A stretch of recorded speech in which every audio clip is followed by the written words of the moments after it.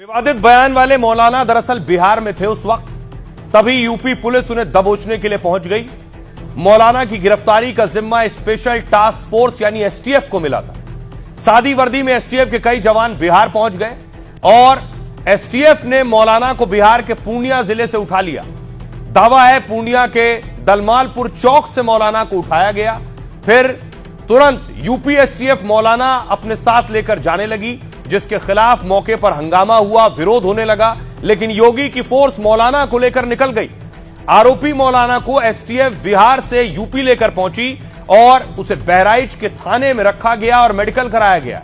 आरोपी मौलाना से थाने में कई सवाल जवाब किए गए।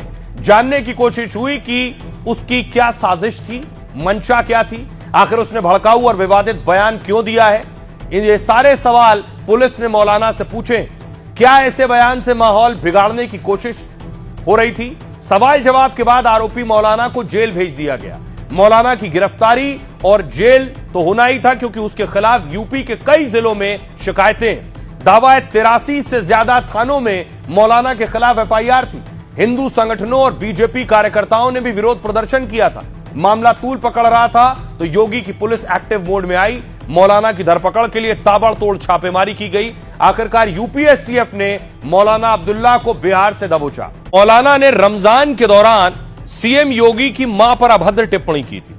मौलाना ने योगी की मां और गौमाता के मांस को लेकर बयान दिया था। कहा यूपी में किसी के पास 250 ग्राम मांस भी मिल जाए तो ऐसे शख्स के घुटने से नीचे गोली से छेद करने का ऑर्डर है। पूरे बयान में विवादित टिप्पणी और योगी की मां का जिक्र भी है, जबकि योगी की माताजी सावित्रीबाई सियासत से बहुत दूर हैं।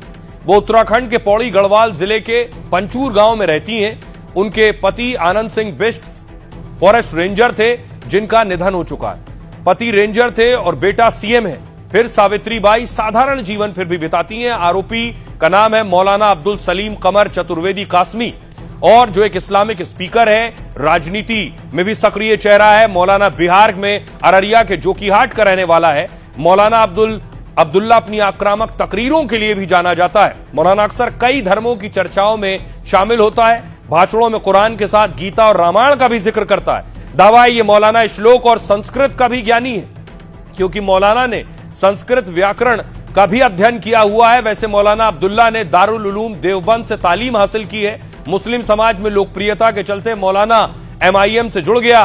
2025 में जोकीहाट से टिकट नहीं मिला एमआईएम से तो पार्टी छोड़ दी। उसके बाद प्रशांत किशोर की पार्टी में शामिल हुआ, टिकट मिल गया, लेकिन वहां भी किस्मत खराब थी। निर्वाचन आयोग ने मौलाना का नामांकन रद्द कर दिया। मैं अपनी इस गलती का बिल्कुल हाथ जोड़कर अपना इतराफ करता हूं और अपनी इस माफी मांगता हूं। थाने से लंगड़ाते हुए निकल रहे हैं मौलाना।